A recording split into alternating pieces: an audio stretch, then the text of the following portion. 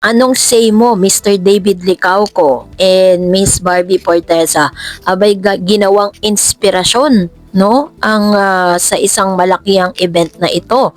Ang lahat na yan, but before that, if you haven't subscribed yet to my YouTube channel, please don't forget to like, share, and subscribe at hit mo na rin ang notification bell for more showbiz updates. Bago tayo of course magpatuloy sa ating updates for today's video, of course nais kong pasalamatan kayo for always watching and trusting this channel. Thank you so much sa inyong palagiang panonood at palagiang pagsubaybay sa mga updates po natin. Maraming salamat po. At ngayong araw, ito na pag-usapan natin, no? Dahil talaga namang hanggang sa ngayon ay marami pa rin nag-aabang, no, sa comeback ng Barda or ni Barbie Forteza and Mr. David Licauco sa iisa nilang proyekto. Biruin po ninyo, mula po na nagsimula ang Barda ay talagang masasabi mong sunod-sunod at talagang grabe po yung mga blessing na dumating sa kanilang dalawa. Grabe po yung mga proyekto at talagang grabe po yung karera nilang dalawa ngayon. Talagang sumasabay po itong si Barbie at si David Licauco sa pag-angat ng kanilang karir. Dahil talaga naman nakikilala sila sa iba't ibang mga path na kanilang pinipili. No? Kung si David ay kilala din sa pagiging isang business tycoon dito sa Pilipinas, ito namang si Barbie, talagang masasabi mo na kinikilala naman siya bilang isa sa mga magagaling na aktres dito po sa showbiz industry. Talagang, kumbaga yung pangalan po nilang dalawa ngayon namamayagpag sa showbiz. Kabi-kabilaan din ang ilan sa mga endorsement, no, na ino-offer kay Miss Barbie Forteza and Mr. David Licauco. Inaantay nga natin yung mga maglalakihan din nilang mga billboard sa EDSA na isa sa mga masasabi natin na ito yung isa sa mga manifestasyon na talagang pinagkakatiwalaan si Miss Barbie at si David Licauco ng mga malalaking brand. And that's really big opportunity for Barda or kay Barbie and David Licauco na talagang makita po ng GMA kung ano yung epekto ng Barda sa lahat ng mga Pilipino na nagmamahal sa kanilang dalawa. Ito rin po ay isa rin sa mga pinag-uusapan ngayon, ang katambal, no, ang kasama ni Miss Barbie Forteza na si Sam Concepcion sa kanila pong pinakabagong seryeng Beauty Empire. Dahil mukhang may namumuo sa kanilang friendship dito. Pero si Mr. Sam Concepcion kasi is mas matanda siya di hamak na mas matanda siya kay Miss Barbie Forteza, no? Pero ito na, dahil kinikilala ngayon at napawaw at napasana all ang ilan dahil si Miss Barbie Forteza po ay isa sa mga guest speaker sa Voice for Women in TV, Film and Beyond.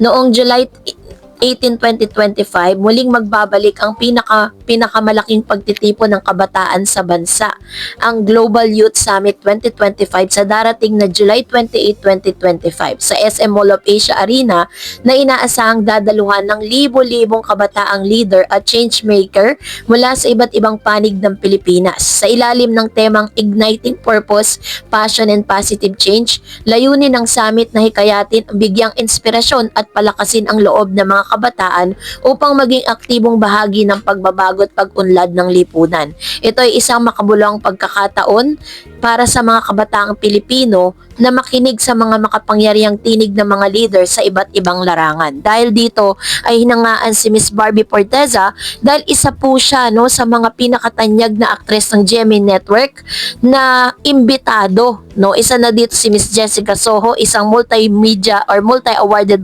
broadcast journalist at haligi ng mapagkakatiwalaang pamamahayag sa bansa. Kilala sa kanyang dedikasyon sa pagbabahagi ng makatotohanang impormasyon at inspirasyon sa publiko. Si Miss Barbie naman po, isa sa pinakatanyag na aktres ng GMA Network na hinahangaan hindi lamang dahil sa kanyang husay sa pag-arte, kundi sa kanyang pagiging huwara ng kabataang may dedikasyon, talento at puso. Ang kanyang mensahe magpapatunay na ang pagiging isang influencer ay hindi isa lamang tungkol sa kasikatan, kundi sa pagiging instrumento ng kabutihan at inspirasyon. Sobra pong grateful si Miss Barbie Forteza dahil isa siya sa mga napili para po maging representative, no, ng GMA Network bilang isang artista at influencer sa Pilipinas. Dahil sa dami-dami po dami pong pwedeng gawing representative, si Barbie Forteza talaga yung napili, which means talagang iba na yung kasikatan at iba rin yung parang kredibilidad na meron po si Barbie. Kaya po isa siya sa mga napili, no? So, kung meron po kayong time, you can visit them this coming July 28 sa MOA Arena at doon po makikita natin si Barbie Forteza at masasaksihan natin kung paano niya po bibigyan, no? Ano po yung magiging words of wisdom niya para po maging isa siyang inspirasyon sa mga kabataang pupunta sa lugar na yun. So, kaya naman on our team, congratulations Miss Barbie Forteza. At ngayon naman narito ang ilan sa mga comments and reaction po ninyo patungkol naman sa ating latest updates. No, magbabasa tayo ng mga comments po ninyo at ilan sa mga masasabi natin na mga saloobin ninyo. No? Unahin natin si Miss Julie Banasihan. Sabi niya, Ma'am Darren, siguro kung makakapanood or mapapanood nila yung reaction ni Mr. KJ Abilino sa sinasabi nila na di nagpapansinan ng barda sa big event ng GMA7, walang issue na ganyan. Lahat po ay seryoso sa event na yon. Si Miss Jessica Soho, Ding Dong Marian, wala din naman pansinan. Bakit sila Barbie at David lang ang napansin nila? Ganyan talaga ang mga bashers. Humahanap sila ng butas para magawa nila ang issue.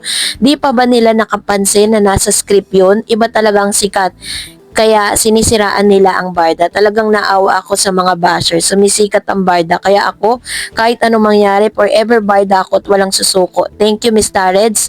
At ingat po kayo palagi. God bless po. Ayan. Yan yung sinasabi ko sa inyo na kahit ano pong magandang ipinapakita ni Barbie at ni Mr. David Licauco, kung bashers yan, bashers yan. Wala po makikitang maganda yan. Wala rin sasabihing maganda yan. Kasi nga po, ang salitang bashers ay nagsimula sa salitang or ang salitang bashers ay galing sa salitang basura. Which means lahat po ng mga sinasabi nila is trash. Puro basura.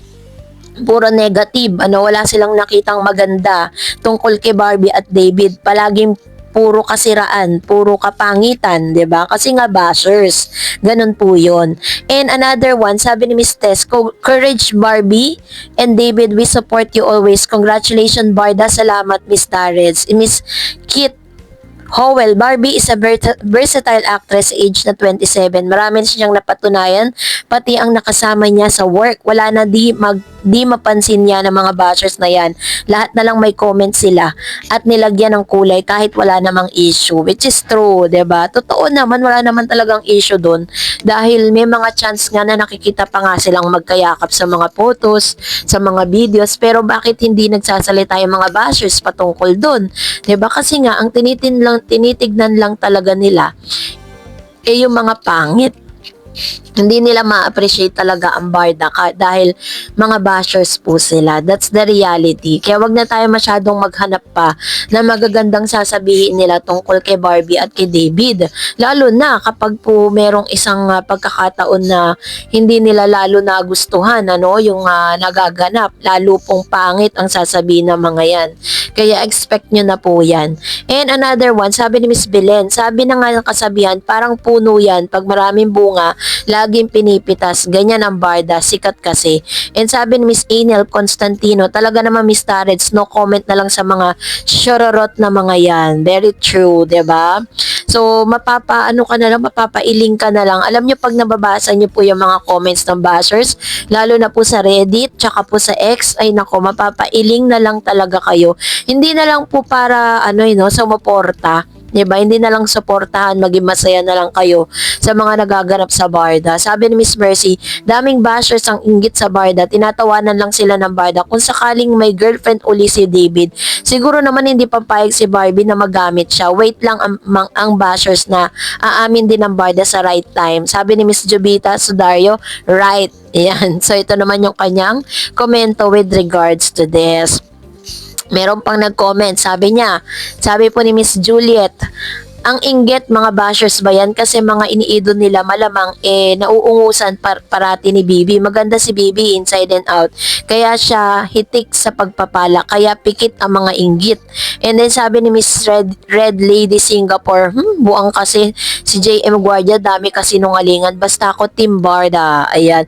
Alam niyo, pag mga negative kasi, wag niyo nang i-absorb masyado. Kasi kasi napaka-imposible naman na puro negative lang yung mga ire-report mo. And dami magaganda nangyayari kay Barbie tsaka kay David Licauco. Sabi po ni Miss Nancy, to be honest, di man naman talaga nila obligasyon na maging sila. Pilitin nila ang mga sarili nila. Ano ang maging plastic sila sa mga feelings sila para karamihan na may gusto kung ano sila noon na may mga karelasyon. Tanggap naman at happy naman sila. Bakit ngayon bumabaliktad na? Dumadami na ang bashers nila Barbie at David dahil lang sa hindi sila pinagbigyan na gusto nila. Dahil ba sikat ang barda? Parang kailangang ibalik nila sa inyo ang ginawang support dahil sumikat sila sa love team. Utang na loob ni ng Barbie at Day, yung mga fans, 'di ba? Kusang bigay ang pag-support nila. Bakit ngayon daming haters ng dalawa? Sabihin na natin na may girlfriend si David at boyfriend din si Barbie dahil doon di na kayo mag-support sa kanila. Ayan. So nakukuha ko yung point ni Ma'am Nancy. Kung dati nga si Miss Barbie Fortesa may boyfriend, grabe po yung support ang binibigay ng mga Barda fans, ang ilang mga Barda fans. Ngayon, kung kailan po single silang dalawa, tsaka naman mas dumoble yung mga haters. So parang hindi na natin alam kung saan tayo lalagay, 'di ba? Hindi na natin alam kung ano ba talaga ang gusto ninyong mangyari sa Barda. And sabi ni Miss Samabok, mga bashers talaga kayo, tuloy lang lagi, sinosurprise sila ng dalawa. At yung Hari ng Tondo, hindi na tinanggap kasi mas pinili pala nila yung mas maganda. Kasi magkasama ang Barda. Kaya yung isang vlogger ay puro panira ang sinasabi, kumita lang. Ayan, very true naman, 'di ba? At yung technically, ang Hari ng Tondo ay hindi naman talaga inoffer kay David. Kay Ruro Madrid talaga siya inoffer kasi kumbaga parang mas bagay kasi kay Mr. Ruro Madrid yung karakter na yon. So that's it for today. For more videos and updates, please don't forget to like and subscribe, and please don't forget to follow my Facebook page, Dar Eds TV. God bless everyone.